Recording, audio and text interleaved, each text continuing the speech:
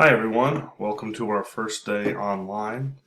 Um, I'm going to go through the PowerPoint a little bit and we will then go right into the assignment which you already have for today. So remember, we were looking at Texas and the Texas Revolution and how this came to be. We looked at how Americans were moving into Texas and they were migrating from the American South into Texas.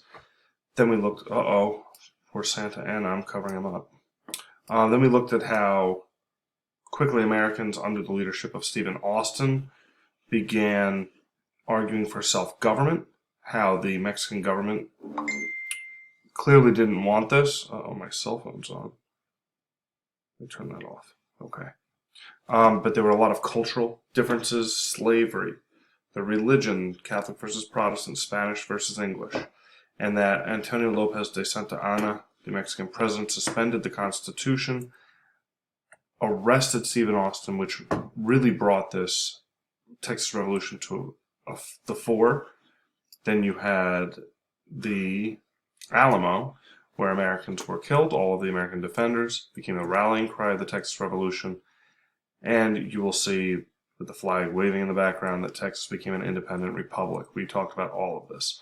So let's actually look at how Texas, as well as the rest of the American Southwest, actually came into the American Southwest. James K. Polk became president. He was elected in 1844. He was an expansionist.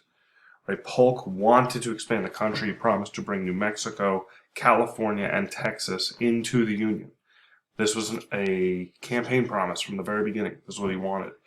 When Mexico refused to even meet with American officials, Zachary Taylor, an American general, blockaded the Rio Grande River, blockaded the Mexican border, and shut down all cross-border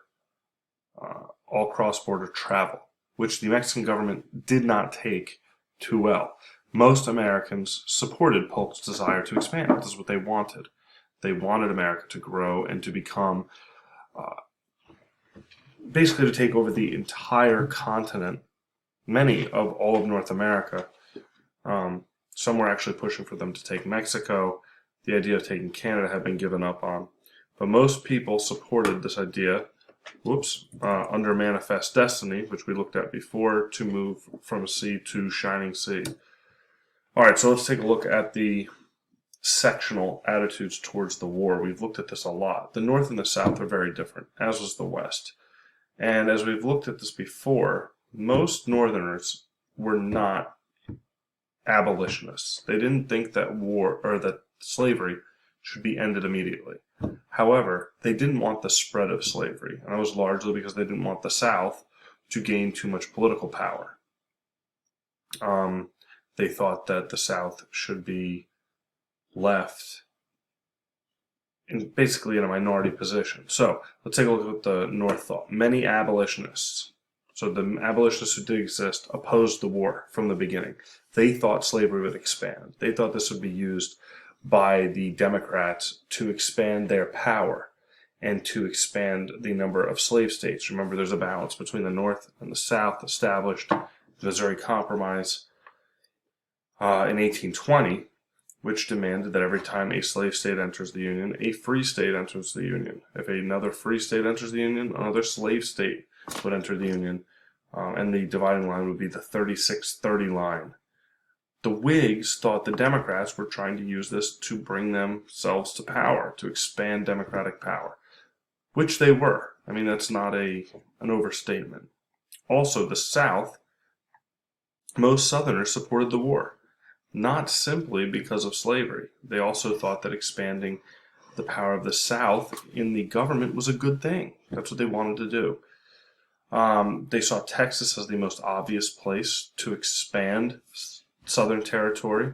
Remember, the North has that huge territory that could have been free, and in the South, you have very, very little room to expand. I think I have a map. Let's look here. So, if we're looking at this map, right, all of this territory, all of this is open to being free states, with the exception of Oklahoma here. Oklahoma could have been a slave state. But all of this was going to be free states. If you're the South looking at this, you say, well, we have Florida and we have Texas and Oklahoma. Those are the only places where we can expand. So they were very eager to bring these areas and Florida into the Union, especially as abolitionists began to push for more states to be formed in the North. Let's go back down.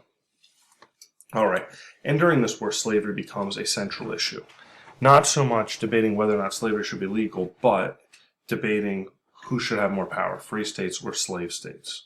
Let's keep going. So, I don't want to block old Abe Lincoln.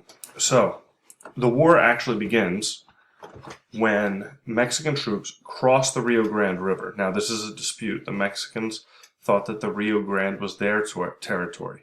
Americans, especially Polk, believed that the Rio Grande was the actual border between Mexico and the United States. So Mexican troops cross the Rio Grande River.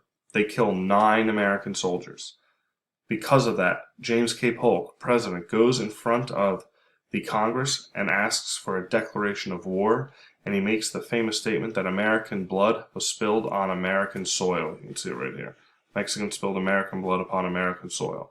He calls for war with Mexico, which Congress quickly declares.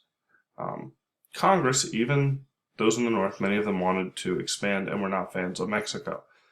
One representative, a very young representative from Illinois, named Abraham Lincoln, most people had never heard of him, introduces a document called the Spot Resolutions. And he demands that James K. Polk show the American people the exact spot on which American blood was shed. He didn't believe Polk, and he didn't believe Zachary Taylor that the Mexicans had actually crossed into American territory. So for your assignment, which you already have, I will post it. It's posted on Google Classroom already. It'll be due Tuesday morning at 7 o'clock. Tuesday morning at 7 o'clock. You'll be reading James K. Polk's calling for war with Mexico, declaration of war, and you'll be reading Abraham Lincoln's Spot Resolutions. If you have any questions, please let me know. I will quickly get to you if you have any questions, and I will see you tomorrow.